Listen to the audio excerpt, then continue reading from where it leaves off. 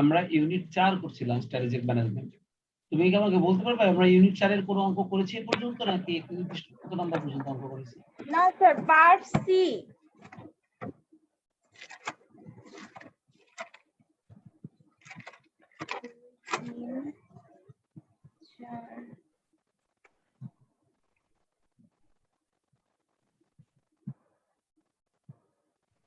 কত নাম্বার পর্যন্ত? Sir part C এর কি 5 নাম্বারটা করানো হয়েছে?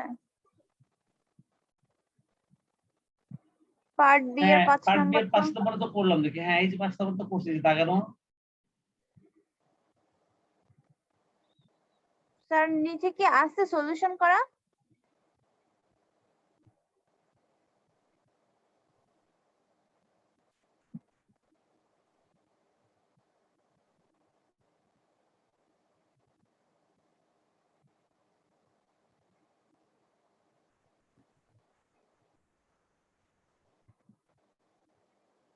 স্যার লাস্টের অঙ্কটাই হয়তো থাকবে। এই যে 5, এই যে 5।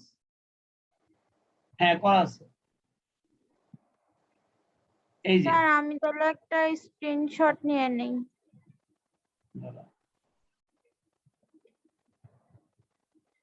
এটা বুঝাই দেওয়া লাগবে না, আমার কাছে আছে স্যার, এইটুকু আছে। ও স্যার এখানে একটু সমস্যা ছিল। কি সমস্যা ছিল? সমস্যাটা ছিল হচ্ছে কি জানি এটা কেন করি নাই। 400 সমস্যাটা তো এখন মনে পড়তেছে না। আচ্ছা ঠিক আছে, মনে পড়লে তুমি বলো। এটা ছিল এটা কি পুরোটা আছে তো আছে পুরোটা? হ্যাঁ স্যার মনে পড়ছে। আচ্ছা স্যার এই যে ডাইরেক্ট ম্যাটেরিয়াল এখানে 25,000। স্যার এই যে এখানে 19,892 ইয়াটা মানে অ্যালোকেশন অফ ওভারহেড, কিন্তু স্যার এখানে যোগ করার পর 6,300, 4,114, 95,000, 44,038, 25,600। স্যার এখানে আসে হচ্ছে 25,653। ও এই যে ব্যাকপ্যাক স্যার। হ্যাঁ ও টোটাল 3,657, 4,114, 9,544 আর 8,438 এই করে যোগ করলে এটা হয় না, অন্যটা হয়, তাই বলছো তুমি? 8,008।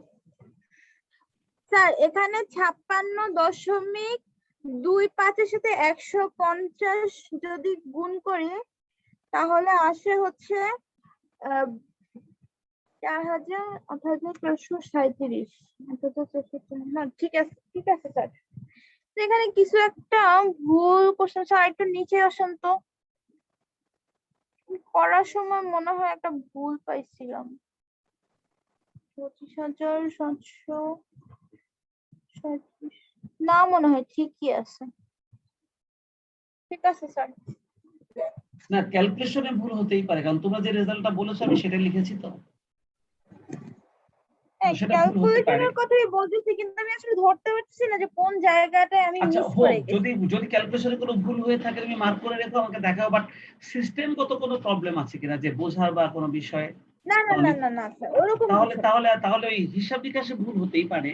মানে এটা তো আর আমি ক্যালকুলেশন করিনি, তোমরা আমাকে যে ফলটা বলেছো আমি সেটা লিখেছি, সেটা তোমাদের করা ভুল হতে পারে ক্যালকুলেশন, ওটা কোনো সমস্যা নাই ইনশাআল্লাহ। এবার আমরা 4 নম্বর অঙ্কে চলে যাই। 5 নম্বরে যদি হয়ে গিয়ে থাকে তাহলে সুভা এখন আমাদের কাজ কি? আমরা কি স্যার 1 আমরা থেকে এখন 5 6 থেকে ধরবো। তাহলে কি 1 থেকে 5 আমাদের কমপ্লিট হয়ে গেল? হ্যাঁ 1 থেকে 5 কমপ্লিট হয়ে গেছে স্যার। ঠিক আছে, তাহলে আমাদের 1 আমরা থেকে 5 পার্ট যদি সি কমপ্লিট, ধরবো। আচ্ছা তাহলে 1 থেকে 5 যদি কমপ্লিট হয়ে যায়, তাহলে এবার আমরা একটু পার্ট সি এর অঙ্কগুলো আমি যখন পড়বো তুমি খালি দেখবা তুমি অঙ্কগুলো চিনতে পারো কিনা, তারপর তুমি দেখবা যে তুমি এটা করতে পারবে কিনা। স্যার আমি এগুলা ট্রাই করছি, আমার কাছে কঠিন লাগছে, মানে আমি বুঝতে পারতেছি না যে এখানে মানে 6 কি নম্বর অঙ্কটা, অঙ্কগুলো বলছে 6 নম্বর স্যার? অঙ্কটা। সবগুলাই 6 থেকে 10 সবগুলাই মোটামুটি একই রকম, একটু কঠিন ধাঁচের অঙ্কগুলা। আচ্ছা, আসলে আমি এমবিএ বাসায় প্রশ্ন না, দেখছিলাম। এমবিএ প্রশ্ন না কখনো হুবহু কমন পড়ে না, তাই ওটাকে পড়ে বুঝে নিজের মতো করে অ্যান্সার দাঁড় করানোর একটা চেষ্টা করতে হয়। তাতে পুরোপুরি জিরো তোমাকে দিবে না, কিন্তু ম্যাক্সিমাম নাম্বার তুমি কখনো কখনো ভুল গেলেও অঙ্ক থেকে তুমি পেতে পারো। তো এটাই হচ্ছে এমবিএ এর পরীক্ষা, এবং এই সাহস তোমাকে থাকতে হবে যে আমি পারি বা না পারি, আমি অঙ্কটা শেষ পর্যন্ত করার চেষ্টা করব। তো সেই সেই জিনিসটার চেষ্টাটা তোমরা এখন যদি এই অঙ্কগুলোর মধ্যে করো, ভুল করো কিন্তু তুমি নিজের মতো করে করার চেষ্টা করো, তারপর যে জিনিসটা বুঝলে না বা যে জিনিসটা পারলে না সেটা আমি বুঝিয়ে দিব। কিন্তু 100% নিখুঁত ভাবে তুমি পারবে প্রত্যেকটা অঙ্ক, এই আশাটা তুমি করবে না। কারণ আর তাছাড়া তো জানো যে ছাত্র আছি, এই কারণে তোমরা করবে না। কিন্তু আমি চাচ্ছি যে না, আমি থাকলেও তোমরা নিজেরা ভুল করো, কিন্তু ভুলটাই করে আমার সামনে দাও, আমি তাহলে তোমাদেরকে বুঝাই দিব যে আসলে তুমি কোথায় ভুলটা করেছো, আর তাহলে তুমি পরীক্ষা অ্যান্সার করতে পারবে। আমি 6 নম্বর অঙ্কটা পড়ছি, তুমি একটু খেয়াল করো তোমার কাছে কেন মনে হচ্ছে যে তুমি 6 নম্বর অঙ্কটা পারবে না। আমি একটু পড়ে দেখি। Dell company manufactures 2 models of ultra high fidelity speakers.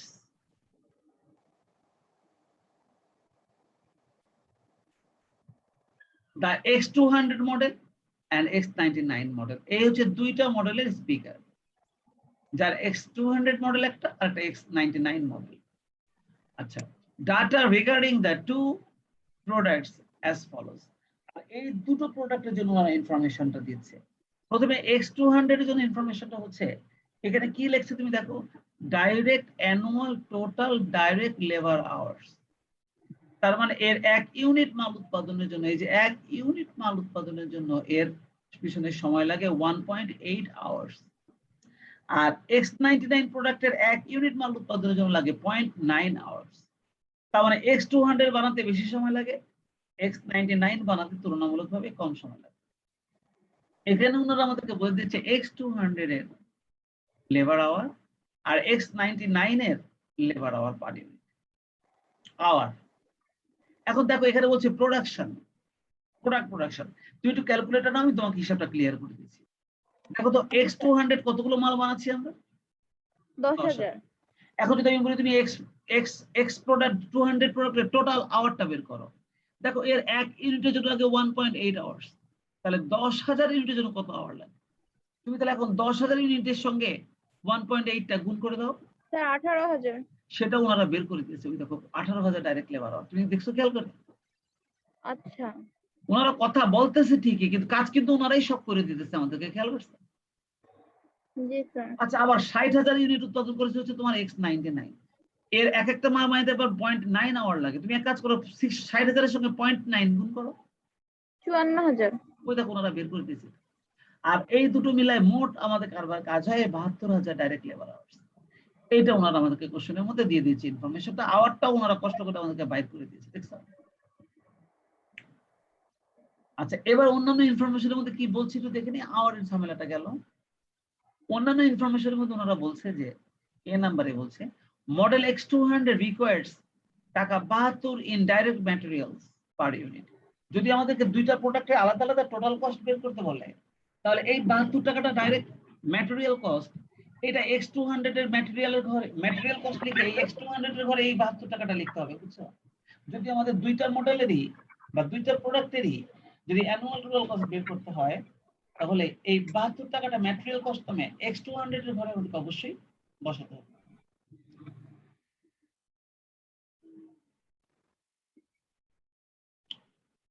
And model X99 requires টাকা 50, আর ওর লাগে 72 টাকা ম্যাটেরিয়ালের জন্য, আর 99 এর জন্য ম্যাটেরিয়াল লাগে 50 টাকা। এই লাইনটা কেন বলছে? যাতে অ্যানুয়াল টোটাল কস্ট বের করতে গিয়ে আমরা ম্যাটেরিয়ালটা ধরতে পারি, বুঝছো তুমি? আবার দেখো বি নাম্বার বলছে ডাইরেক্ট লেবার রেট প্রতি ঘন্টায় হচ্ছে এর 10 টাকা করে। আচ্ছা, এদের দুজনের আওয়ারটা আমরা উপরে পেয়েছি না, এই যে? জি স্যার। তাহলে এই আওয়ারের সঙ্গে এটা গুণ করলে কিন্তু আমি টোটাল লেবার কস্ট পেতে পারি, তাই না? এর আওয়ারের সাথে স্যার, আওয়ারের সাথে হচ্ছে যে ইয়াটা যোগ করলে, টাকা যোগ করলে রেটটা, হ্যাঁ, যার যার আওয়ারের সঙ্গে রেটটা গুণ করলে কিন্তু তার এই খরচটা আমরা পেয়ে যাবো, তাই না? Labour cost. হ্যাঁ, কারণ ডাইরেক্ট লেবার আওয়ার তো কার কত ঘন্টা লাগে তো বলে দিয়েছে। আর ঘন্টা প্রতি লেবার কস্ট 10 টাকা। তো 10 দিয়ে 18,000 কে গুণ করলে এর লেবার কস্ট পাবো, 10 দিয়ে 54,000 কে গুণ করলে এর লেবার কস্ট পাবো। স্যার আর এই এ নাম্বারে হচ্ছে ডাইরেক্ট ম্যাটেরিয়ালের কস্ট পাওয়া যাবে পার ইউনিট বলে দিয়েছে। হ্যাঁ, এর 72 টাকা। তা 10,000 ইউনিটের সঙ্গে 72 গুণ করলে এর ম্যাটেরিয়াল কস্ট পাওয়া যাবে না বলো তো? হ্যাঁ। আবার 60,000 এর সঙ্গে 50 গুণ করলে এর ম্যাটেরিয়াল কস্ট পাওয়া যাবে না বলো তো? হ্যাঁ। আর এই আওয়ারের সাথে 10 টাকা গুণ করলে এর লেবার কস্ট পাওয়া যাবে, আর এর এই আওয়ারের সঙ্গে 10 টাকা গুণ করলে এরও লেবার কস্ট পাওয়া যাবে। বুঝছো? বুঝতে পারছি স্যার। আচ্ছা, টোটাল কস্ট পার ইউনিট বের করার সময় আমাদের এই ম্যাটেরিয়াল এবং লেবার কস্ট আমাদের কাজে লাগবে এবং এটা আমরা এইভাবে বের করতে পারবো। আর ওভারহেডের ব্যাপারে এখনো কিছু বলেনি, তবে হয়তো বা সি নাম্বার ওনারা ওভারহেডের ব্যাপারে বলবে। বাট এই দুইটা প্রোডাক্টের জন্য কিন্তু আমাদের ডাইরেক্ট ম্যাটেরিয়াল ডাইরেক্ট লেবার কিন্তু এতটুকুর মধ্যে রেডি হয়ে গেছে, এতটুকুর মধ্যে কিন্তু রেডি হয়ে গেছে এ এবং বি এর মধ্যে। এবার সি নাম্বার কি বলছে একটু দেখো, আমি পড়ছি, হয়তো ওভারহেডের জন্য বলবে। The company always use direct labor hours as the base for applying manufacturing overhead cost for product model X200। আচ্ছা, এখানে আমরা যে কথাটা বলছি এতটুকুর মধ্যে যে আমরা সাধারণত ডাইরেক্ট লেবার আওয়ার মেথডটা ব্যবহার করি ওভারহেড গুলো অ্যালোকেশনের সময়, ম্যানুফ্যাকচারিং ওভারহেড গুলো অ্যালোকেশনের সময় আমরা ডাইরেক্ট লেবার আওয়ারটাই ব্যবহার করি। আমি যদি ইনডাইরেক্টলি বলি তাহলে আমি বলবো যে আসলে আমরা ওভারহেড অ্যালোকেশনের সময় ট্রেডিশনাল মেথডটাই follow, activity base costing follow করি না, বুঝছো? আর ট্রেডিশনাল মেথডে ফলো করি বলে আমরা লেবার আওয়ারের ভিত্তিতে সমস্ত ওভারহেড গুলো আমরা ভাগ করি। তার মানে 18,000 54,000 এর অনুপাতে, 58,000 আর 54,000 এর অনুপাতে আমরা আমাদের সমস্ত খরচগুলো ভাগ করি। এবং হচ্ছে model X200 is more complex, is more complex টা দুইবার আসছে।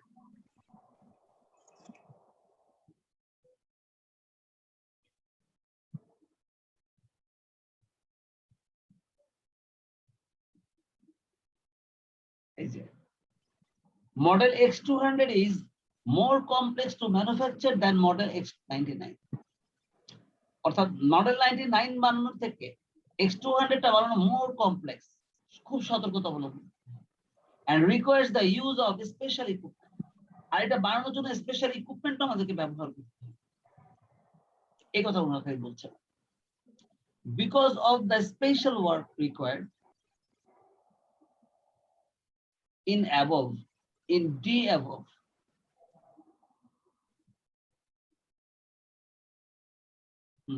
ঠিক আছে, ওখানে ডিতে বলে দিয়েছে যে আমরা ওখানে স্পেশাল ইকুইপমেন্ট ব্যবহার করি, যে বলছে সেটাই কথাই ওনারা বলছে যে because of special work required in D above, যেহেতু আমরা ডিতে স্পেশাল ওয়ার্ক করি, the company is considering the use of the activity base costing to apply. তাই তারা চিন্তা করছে যে না, এখানে তাহলে আমরা অ্যাক্টিভিটি বেস কস্টিংটা ফলো করি। তাহলে আগে তারা তাদের ওভারহেডটা ভাগ করার ব্যাপারে লেবার আওয়ারটাই অনুসরণ করতো, যেটা কিনা ট্রেডিশনাল মেথড। কিন্তু যেহেতু আমরা এখানে মোর কমপ্লেক্স এবং আরো বেশি আমরা খরচ করছি, সেহেতু কোম্পানি চিন্তা ভাবনা করছে যে ঠিক আছে, তাহলে আমরা অ্যাক্টিভিটি বেস কস্টিংটা ফলো করতে পারি কিনা।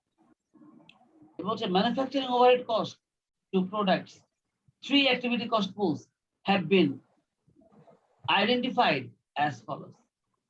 এই জন্য বলে দিয়েছে আমাদের টোটাল খরচের অ্যাক্টিভিটি হচ্ছে cost pool, machine setup cost, special processing cost, general factory cost. এই হচ্ছে 3টা খরচের নাম কস্ট পুলের আন্ডারে। আর এদের মধ্যে অ্যাক্টিভিটি হচ্ছে নাম্বার অফ সেটআপস এর ভিত্তিতে ভাগ হবে, মেশিন আওয়ার্স এর ভিত্তিতে ভাগ হবে, আর ডাইরেক্ট লেবার আওয়ারের ভিত্তিতে ভাগ হবে। আর দেখো এই 3টা খরচের তথ্য দিয়ে দিচ্ছে, এই হচ্ছে খরচগুলো। এই 3টা মিলে মোট ওভারহেড হচ্ছে আমাদের 18 লাখ টাকা। তার মানে আমাদের এই কোম্পানিতে টোটাল ওভারহেড খরচ হয় 18 লক্ষ।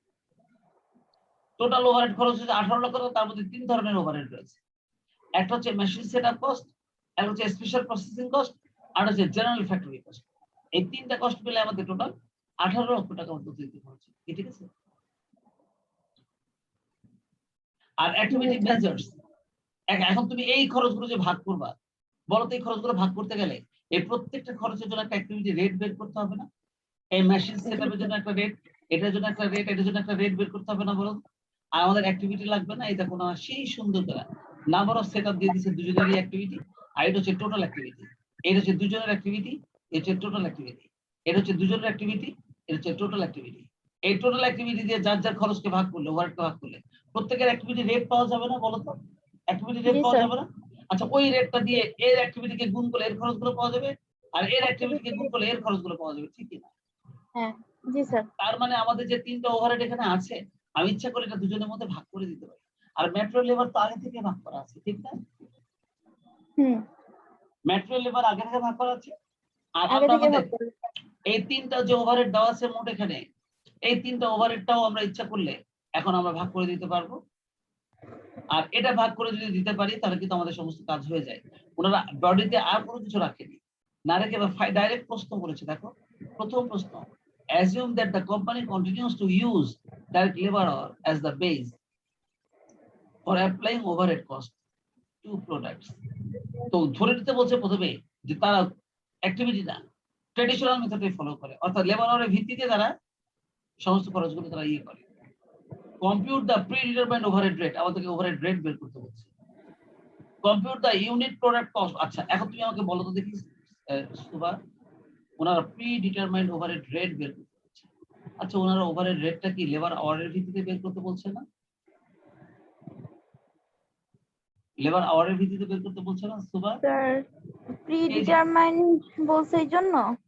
না না না, প্রি ডিটারমাইন্ড রেট কথাটা মানে হচ্ছে যে ওভারহেড ধরার আগে থেকে আমরা ওভারহেড রেটটা নির্ধারণ করে রাখা, এটাকে প্রি ডিটারমাইন্ড ওভারহেড রেট বলে। কারণ ওভারহেড কত হবে সেটা আমরা আগে থেকে রেটটা নির্ধারণ করে রেখেছি, এই আগে থেকে রেটটা নির্ধারণ করে রাখি বলে এটাকে প্রি ডিটারমাইন্ড রেট বলে। কথা বুঝতে পেরেছো? ওনারা বলতেছে তোমরা ওই প্রি ডিটারমাইন্ড রেটটা বের করো। তো প্রি ডিটারমাইন্ড রেটটা বের করবো, কিন্তু আমরা ওই উপরে বলে দিয়েছি assume that the company continues to use direct labour hours. যেহেতু কোম্পানি ডাইরেক্ট লেবার আওয়ার ভিত্তি করে ব্যবহার করে, তাহলে আমাদের প্রি ডিটারমাইন্ড ওভারহেড রেটটা হবে এখানে যে টোটাল ওভারহেডটা বের করেছিল, দেখছো ওই যে টোটাল ওভারহেড তিনটা যোগ করে টোটাল ওভারহেড পাওয়া যাবে। স্যার আরেকবার বলবেন? আমি বলছি যে নাম্বার অফ সেটআপস, এই তো এটা তো টোটাল অ্যাক্টিভিটি। টোটাল, হ্যাঁ হ্যাঁ মেশিন আওয়ার্স এটা তো total activity. Total. Direct labour hours এটা তো টোটাল অ্যাক্টিভিটি, তাই না? এগুলো সব টোটাল। টোটাল অ্যাক্টিভিটি না? জি স্যার। আর এই 18 লাখ টাকাটার মধ্যে টোটাল কস্ট। জি স্যার। এখন যদি আমি অ্যাক্টিভিটি রেট বের করতে চাই তাহলে আমি এই 18 লাখকে টোটাল অ্যাক্টিভিটি দিয়ে ভাগ করতাম, তাই না? জি স্যার। কিন্তু ওনারা আমাদের অ্যাক্টিভিটি রেট না, ওনারা বলেছে যে লেবার আওয়ার রেট। তাহলে আমি এই 18 লক্ষ টাকাকে তাহলে ডাইরেক্ট লেবার আওয়ার দিয়ে ভাগ করবো না? আমরা লেবার আওয়ারটা কোথায় যেন বলে দিয়েছে ওনারা, এই যে বলে দিয়েছে না 72,000 টাকা টোটাল লেবার আওয়ার, দেখছো? হুম। টোটাল লেবার আওয়ার যদি 72,000 হয়, টোটাল স্যার ওভারহেড এটা হচ্ছে ট্রেডিশনাল মেথডে। 100, ওনারা তো বলে দিয়েছে মোটামুটি। Assume that the company continues to use direct labor hours at the base for the applying overhead cost to product. দেখছো বলে দিয়েছে না কথাটা? প্রোডাক্টের উপর ওভারহেড ধরার জন্য তারা আগে থেকে ওই লেবার আওয়ার মেথডটাই ফলো করে, তাই বলে দিয়েছে না আমাদের? জি স্যার। তাহলে আমাদের টোটাল ওভারহেডটা হচ্ছে 18 লাখ সুবা, আর এই টোটাল ও লেবার আওয়ার হচ্ছে আমাদের 72,000। তুমি যদি এখন 18 লক্ষকে 72,000 দিয়ে ভাগ করো তাহলে তুমি একটা ওভারহেড রেট পাবা, আর এই রেটটাই ওনারা তোমার কাছে জানতে চেয়েছে, বুঝতে পেরেছো?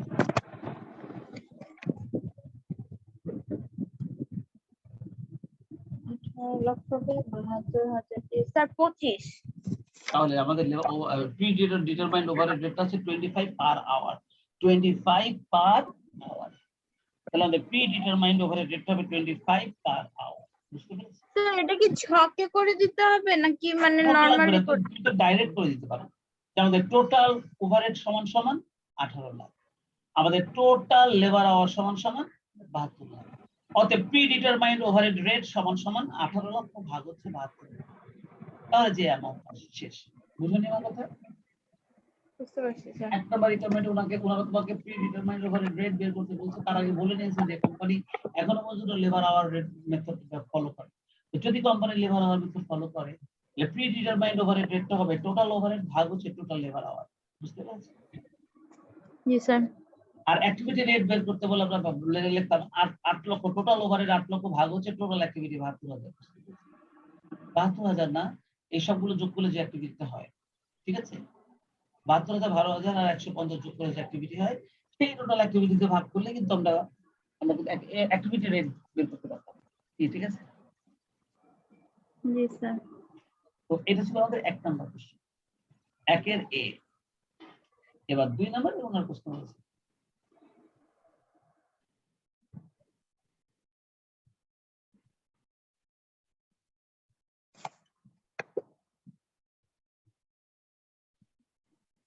Compute unit product cost each model. আচ্ছা তুমি তো ওভারহেড রেট বের করে ফেলছো তাই না সুভা? ওভারহেড জি রেট বের স্যার। করে ফেলছো, তাহলে তুই এখন বলো তো দুইটা মডেলের ম্যাটেরিয়াল কস্ট উপরে দেওয়া আছে?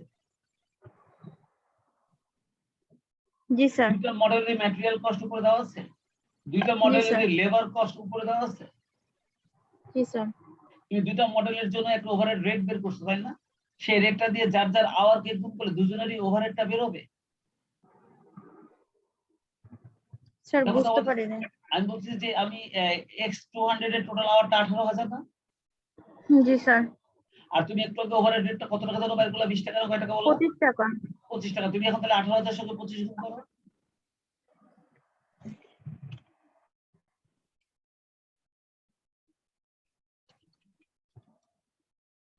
স্যার 4,50,000 টাকা। এটা হবে হচ্ছে তোমার X200 এর জন্য ফ্যাক্টরি ওভারহেড, কথা বুঝছো? X200 এর স্যার জন্য এগুলো ফ্যাক্টরি কি ওভারহেড আলাদা আলাদা চাইছে? আমরা একটা ছকেই করতে পারি, কিন্তু ইচ প্রোডাক্ট বলতে তো X200 এর জন্য বের করতে হবে, X99 এর জন্য বের করতে হবে তাই না? জি স্যার।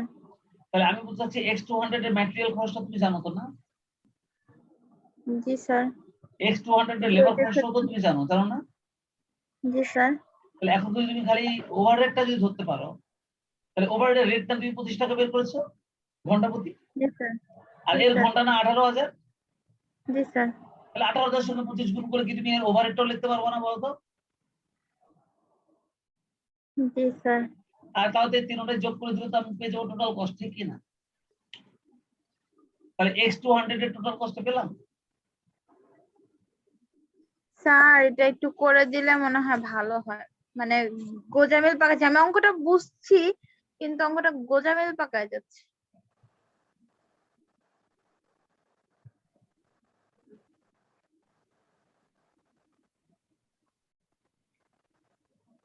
অঙ্কগুলো অ্যাক্টিভিটি বেস কস্টিং অঙ্কগুলো অনেক বড় থাকে কিন্তু অ্যানসারটা অনেক ছোট হয়। সহজ হয়, শুধু ছোটও না সহজও হয়। হ্যাঁ, মানে ওরা আচ্ছা কথার এখানে মধ্যে এত practice দিয়ে রাখে। এখানে ওনারা এক নম্বরে বলছে যে আমরা যদি লেবার আওয়ারটা মেথডে যদি ভাগ করে নেই, তাহলে ওনারা বলছে compute the pre determined overhead rate. তাহলে আমি প্রথমে প্রি ডিটারমাইন্ড ওভারহেড রেটটা সলিউশন করে দেখাই তোমাকে, তুমি দেখো এটা সলিউশন করছি আমি।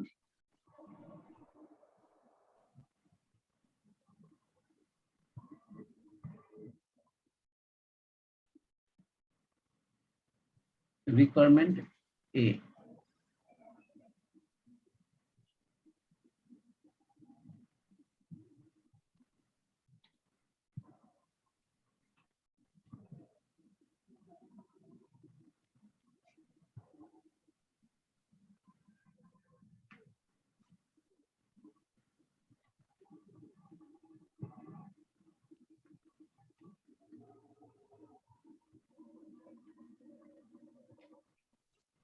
Calculation of pre determined overhead rate.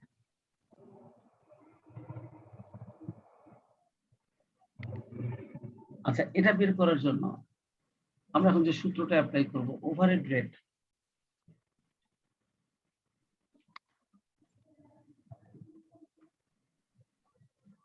Rate সমান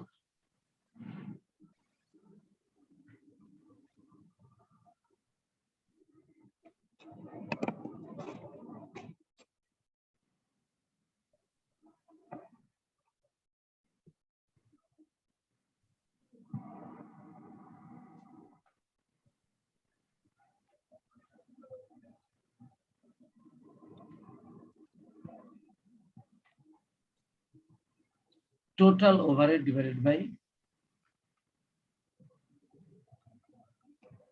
টোটাল লেবার আওয়ার।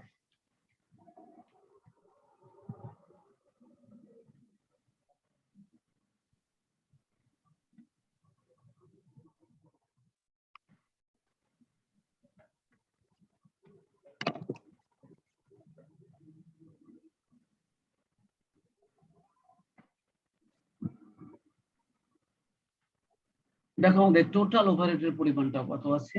18 লাখ। আর আমাদের টোটাল লেবার আউটটা কত ছিল? 72,000।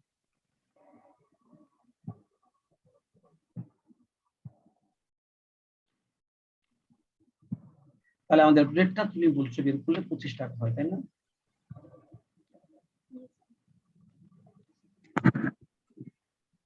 $25 হয় না পার আওয়ার? জি স্যার। আমি আমার প্রি-ডিটারমাইন্ড ওভারহেড রেটটা বের করে ফেলেছি। এটা কিন্তু ওনারা রিকোয়ারমেন্ট এ তে প্রশ্ন করেছিল। আবার বি তে বলছে compute the unit product cost of each model. প্রত্যেকটা মডেলের জন্য ইউনিট প্রোডাক্ট কস্ট বের করতে বলে। চলো আমি রিকোয়ারমেন্ট বিটা করাই।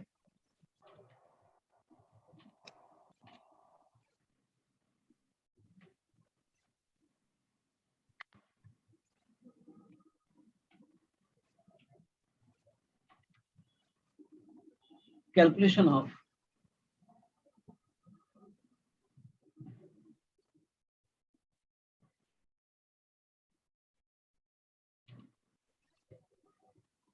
unit product cost.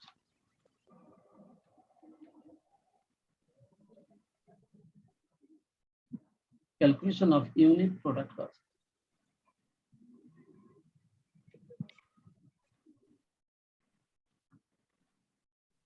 of each model.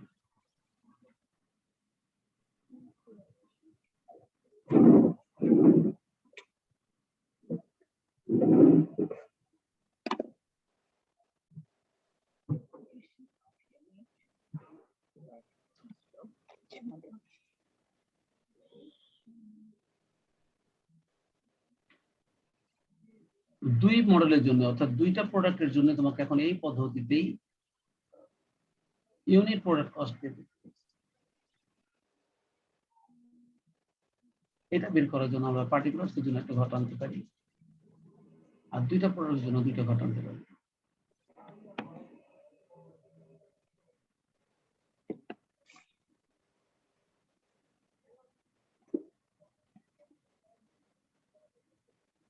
এটা দুই মডেলের জন্য বের করতে বলছি। পার্টিকুলারস প্রথম মডেলটার নাম হচ্ছে মডেল X200,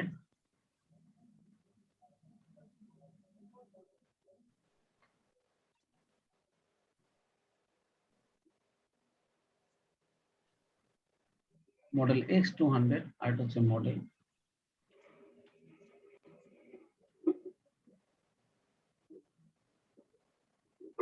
X99।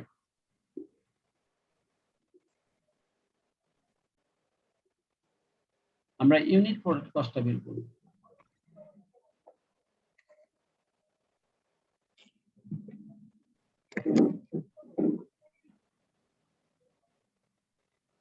প্রথমে লিখেছিল ম্যাটেরিয়াল কস্ট।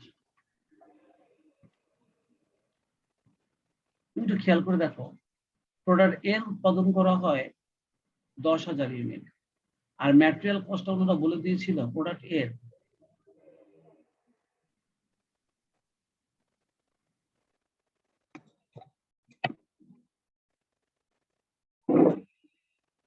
72 টাকা। ওই যে এর হচ্ছে 72 টাকা আর বি হচ্ছে 50 টাকা। পাইছো? এই যে লাইনে জি স্যার। এক্স হচ্ছে 72,000 তার 10,000 গুণ 72। ম্যাটেরিয়াল কস্ট এক্স প্রথমটা হবে 10,000 গুণ 72 আর বি এরটা হবে মানে পরেরটা হবে 60,000 গুণ 50।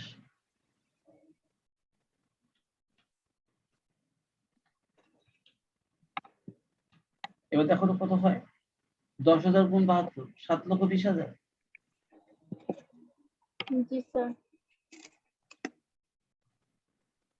আর এটা হবে 60,000 গুণ 50। স্যার এটা আসে 30 লক্ষ। 30 লাখ।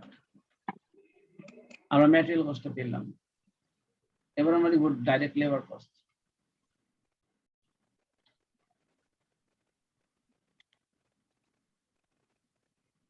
দেখো ডাইরেক্ট লেবার কস্টের ব্যাপারে আওয়ারের ব্যাপারে বলছে। দেখো ডাইরেক্ট লেবার কস্টের ব্যাপারে বলছে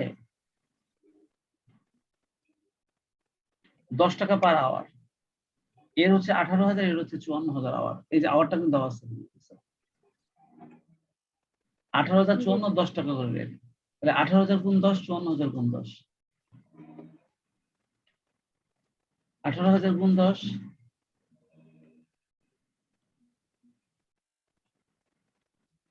54,000 গুণ 10,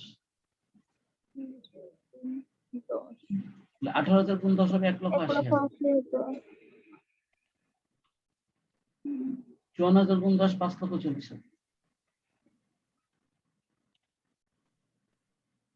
বুঝছে? জি স্যার।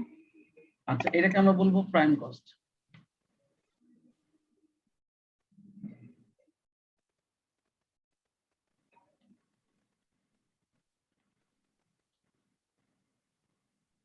এটা হবে 9 লক্ষ, এটা 35,40,000। আর এবার আমরা লিখবো অ্যাড ওভারহেড।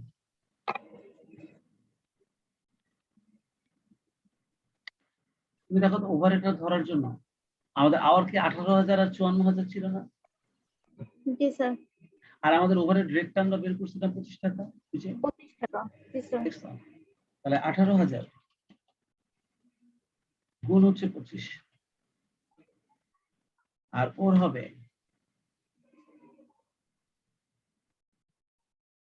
54,000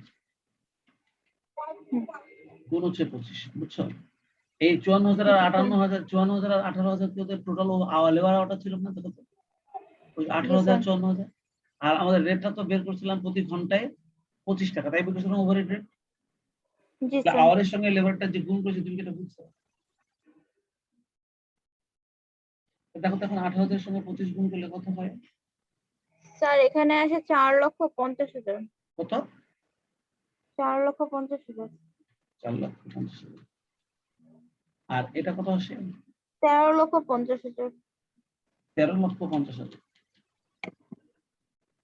তাহলে এবার আমরা পাবো টোটাল কস্ট।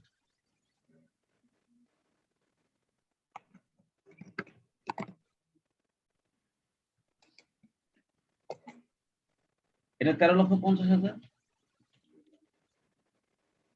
আর এটা কত হয় দেখো তো? 48,90,000। স্যার দেখতেছি।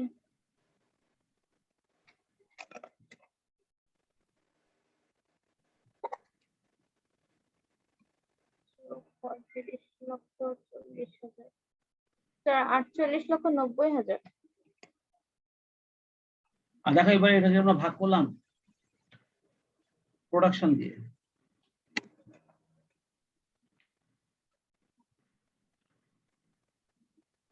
প্রোডাকশন ইউনিট দিয়ে দেখো তো, মডেল X200 এর প্রোডাকশন ইউনিটটা ওনারা বলে দিয়েছিল প্রশ্নের মধ্যে। এই যে প্রোডাকশন ইউনিট, এই 10,000 ও 60,000 বলছিল না? এর হচ্ছে 10,000 আর এর হলো 60,000। তাহলে কি আমাদের কস্ট পার ইউনিটটা বেরোবে? জি স্যার। এটাই ওনারা করতে বলেছিল।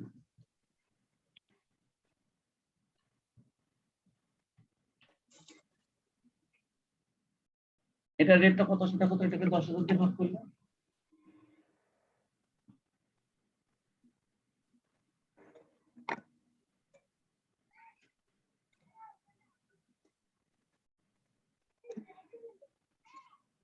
হুম, 13,50,000 ভাগ 10,000।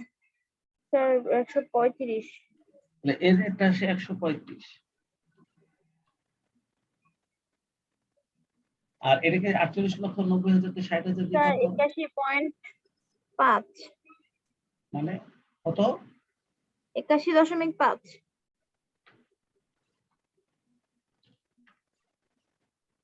এই যে আমরা পেয়ে গেলাম হিসাব। ওনারা এটাই জানতে চেয়েছিল তোমার এই রিকোয়ারমেন্ট।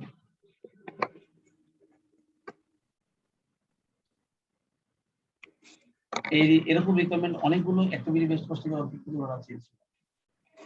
এই যে আমরা বললাম। তুমি কি বি নাম্বার রিকোয়ারমেন্টটা বুঝছো? জি স্যার। এবার দেখো ওনারা এই যে 1 নাম্বার তো শর্ত দিয়ে দিয়েছিল, এ নাম্বার ওরা কমপ্লিট করতে বলছিল, অ্যাক্টিভিটি এই ওভারহেড রেট এটা করে ফেলছি। আর বি নাম্বার ওরা ইউনিট প্রোডাক্ট কস্ট বের করতে বলছে, উভয় মডেল জন্য এটা আমরা করে ফেলছি। এবার 2 নাম্বারে কি প্রশ্ন বলছে দেখো। 2 নাম্বার বলছে assume that the company decides to use activity based costing to apply overhead cost to products ওনারা এবার সিদ্ধান্ত নিয়েছেন যে না ওভারহেডটা ওনারা অ্যাক্টিভিটি বেস কস্টিং সিদ্ধান্ত নিয়েছে ওনারা অ্যাক্টিভিটি বেস কস্টিং পদ্ধতি ওভারহেডটা ধরবে, ঠিক আছে? জি স্যার। তাহলে ওনারা বলছে compute the activity rate, আবার activity rate বের করতে বলছে for each activity cost post and determine the overhead cost that will be applied to each model. প্রত্যেকটা মডেলের মধ্যে ওভারহেডটা কত হবে সেটা বের করো। Using activity based costing system, compute the unit product cost of each model. একই রকম কাজ করতে বলছে আবার। তুমি যদি অ্যাক্টিভিটি রেটটা বের করতে পারো তো ঠিক এই রকম একটা কস্ট প্রত্যেকটার জন্য কস্ট পার ইউনিট তোমাকে বের করতে হবে। কিন্তু দেখো ওনারা কিন্তু আমাদেরকে 2 নম্বরে আগে প্রশ্ন করেছে, কিন্তু 2 নম্বরে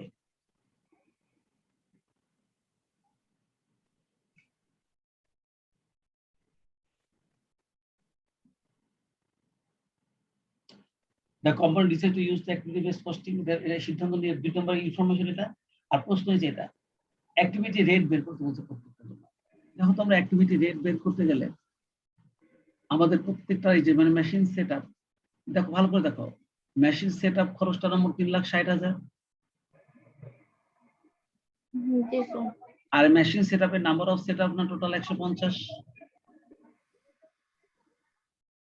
তাহলে 3,60,000 কে 150 দিয়ে ভাগ করলে আমাদের রেটটা পার অ্যাক্টিভিটি রেট চলে আসবে না? তুমি কি আমার কথা বোঝোনি? বোঝোনি তো বা? স্যার বুঝছি। প্রত্যেকটা কস্টের অ্যাক্টিভিটি রেট বের করতে বলছো। তুমি ঠিক এরকম ভাবে যদি একটা ছক টানো, এরকম ভাবে একটা যদি ছক টানো, ছকটা যদি তুমি টোটাল ওভারহেড লাগো 3,60,000 আর যদি এখানে টোটাল অ্যাক্টিভিটি লাগো 150, তাহলে এই 3,60,000 কে 150 দিয়ে ভাগ করলে আমাদের অ্যাক্টিভিটি রেটটা পাশে চলে আসবে না? রেট পাওয়া যাবে। জি স্যার। তবে আমি যদি তোমাকে বলি তুমি কিভাবে করবা, তাহলে আমি বলবো এই রিকোয়ারমেন্টের জবটা দেওয়ার জন্য তুমি এখানেই দুটো ঘর পাশাপাশি টেনে নাও। ওভারহেড তো এখানে আছে, তুমি এখানে অ্যাক্টিভিটিটা দেখো, এখানে অ্যাক্টিভিটি রেটটা লেখো। এই ওভারহেডকে অ্যাক্টিভিটি দিয়ে খালি ভাগ করবা। বুঝো নি আমার কথা? জি স্যার। তাহলে প্রথমটার অ্যাক্টিভিটি বসবে হচ্ছে 150, পরেরটার অ্যাক্টিভিটি বসবে 12,000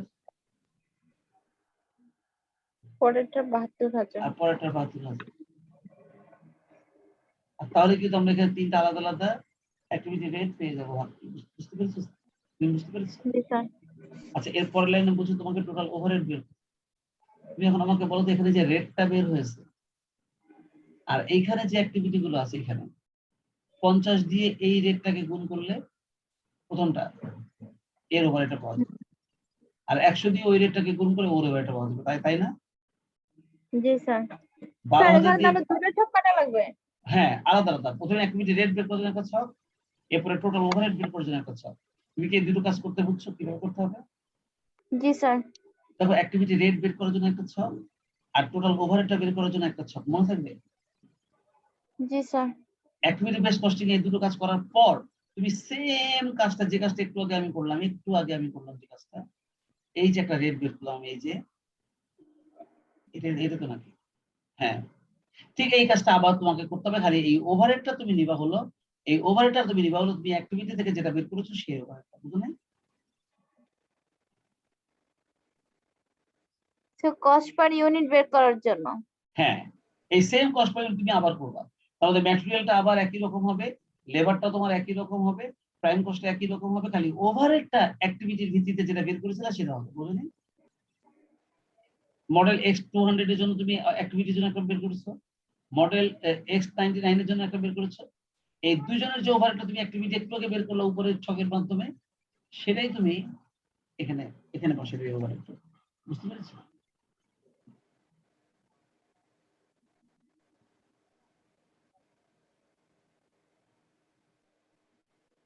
তুমি এখান থেকে যে অ্যাক্টিভিটি রেটটা বের করেছো আর এই অ্যাক্টিভিটির সঙ্গে এই অ্যাক্টিভিটি রেট গুলো গুণ করে দুজনেরই যে ওভারহেড গুলো বের করছো, তিনটা এর এই ওভারহেড যোগ করলে এর ওভারহেড পাওয়া যাবে, এই তিনটা যোগ করলে এর ওভারহেড পাওয়া যাবে। তাহলে অ্যাক্টিভিটির মাধ্যমে দুজনেরই টোটাল ওভারহেডটা পাওয়া যাবে। কথা বুঝছো? সেই ওভারহেডটাই তুমি ওখানে বসাবে, বসে আবার একটা এরকম কস্ট পার ইউনিট বের করবা। বুঝতে পেরেছো? হুম। এটাই শুধু তুমি এই সবই ঠিক থাকবে, শুধু ওভারহেডটা খালি চেঞ্জ হবে। ওভারহেডটা খালি তুমি অ্যাক্টিভিটির মাধ্যমে যেটা বের করবে ওইটাই বসাবে এখানে, এটা বসাবো না। কি বলছি বুঝছো? আর এরপরটা হচ্ছে থিওরি প্রশ্ন করেছিল আর কিছু না।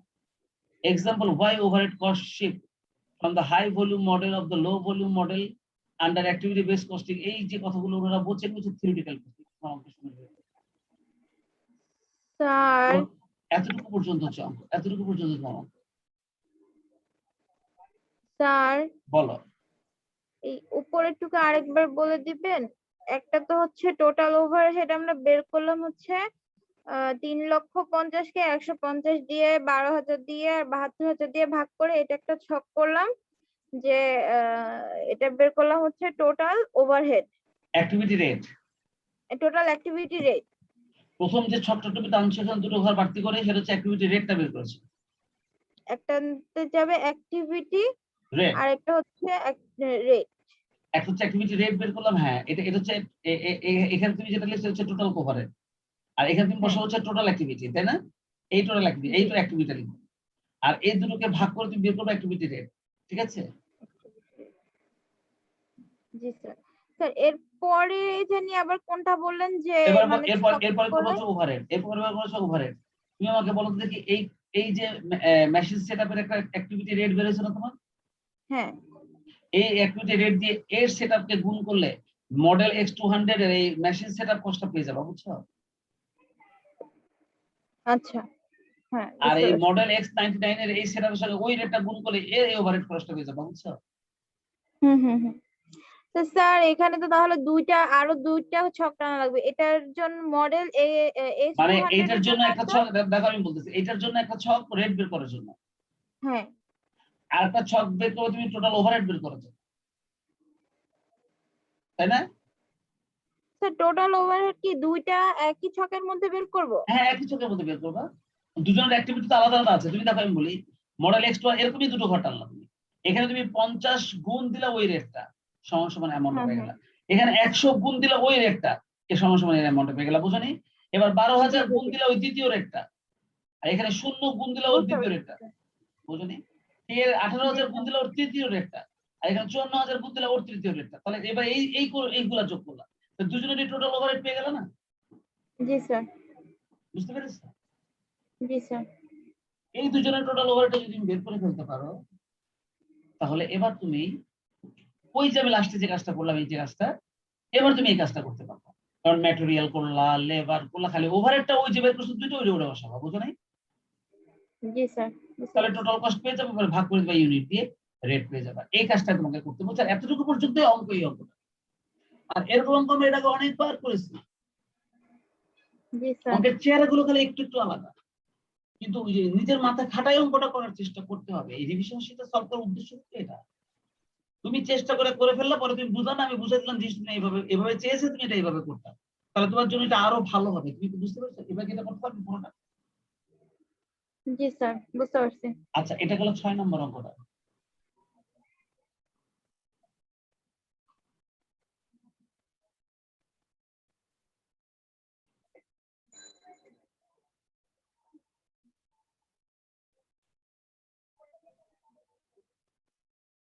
এই যে এই অঙ্কটা 6 নম্বরটা। হুম। দেখো তো 7 নম্বর এই অঙ্কটা তুমি পারবে না, আরো আই বিগত বলছে। জি স্যার তুমি দেখো তো খেয়াল করে যে আরো আই 12% বলছে, ওরা বলছে compute the target sales value of the company will have to use to achieve the desired ROI আর compute the target selling price per unit. এই যে প্রশ্নটা করেছে, এই প্রশ্নের উত্তরটা তুমি দিতে পারবে না? 7 পারবে? স্যার এটা তো একটু অন্য ধরনের মনে হচ্ছে। কেন?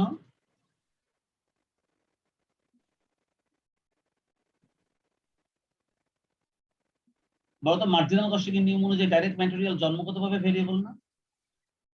জি স্যার লেবারটাও জন্মগতভাবে ভেরিয়েবল। ভেরিয়েবল। আর এই হচ্ছে ভেরিয়েবল ম্যানুফ্যাকচারিং ওভারহেড, জি এই স্যার হলো ভেরিয়েবল সেলিং এবং অ্যাডমিনিস্ট্রেটিভ ওভারহেড। জি তাহলে স্যার এই সবগুলো ভেরিয়েবল একসঙ্গে যোগ করলে তুমি total variable cost per unit পাবা না? জি sir selling price per unit থেকে ভেরিয়েবল কস্ট পার ইউনিট বিয়োগ করে তো সিএম পার ইউনিট পাওয়া যায় নাকি? মার্জিনাল কস্টিং এর অঙ্ক করতে গিয়ে জি স্যার। পাওয়া যায়। আর দেখো এখানে ফিক্সড কস্ট যেগুলো আছে, একটা ফিক্সড কস্ট আছে, এর নিচে আরেকটা আর ফিক্সড কস্ট আছে, এই সবগুলো ফিক্সড কস্ট যোগ করে তুমি টোটাল ফিক্সড কস্ট পেয়ে যাবে না? জি স্যার বুঝতে পেরেছো? জি স্যার আর দেখো এভারেজ ইনভেস্টমেন্টটা নিচে দিয়ে দিয়েছে 1,20,000, আর আরওআই বলে দিয়েছে 12%, যাতে তুমি এখান থেকে নেট মুনাফাটা বের করতে পারো। এবার তুমি ট্রাই করে দেখো, তুমি অ্যান্সারটা দিতে পারবে। আমি কিন্তু কাঁচামাল গুলো বলে দিলাম, আইটেম গুলো বলে দিলাম। স্যার আমি চেষ্টা করবো। ওই দেখো আমাদের সেলস ইউনিটটা বলে দিচ্ছে উপরে 50,000 ইউনিট দিচ্ছে। 50,000 বুঝতে পারছি স্যার, ঠিক আছে আমি চেষ্টা করবো। উত্তর কিন্তু সবই আমাদের এখানে দেয়া আছে। হুম। Number of units to be produced and sold 50,000 units per annum, ওই যে বলে দিচ্ছে। আর খরচগুলো আমাদেরকে এখানে বলে দিয়েছে। দেখছো? চেষ্টা করে দেখো পারো কিনা, না পারলে তো আমি আছি। ঠিক আছে স্যার। আচ্ছা 8 নম্বর অঙ্কটা দিকে তাকাও।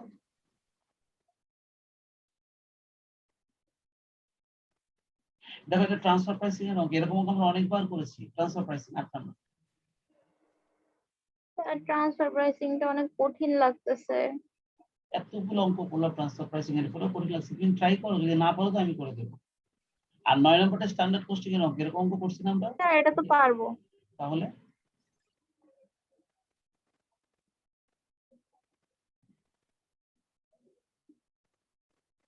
স্যার এটা কিসের অঙ্ক? Transfer price. এটাও ট্রান্সফার প্রাইসিং।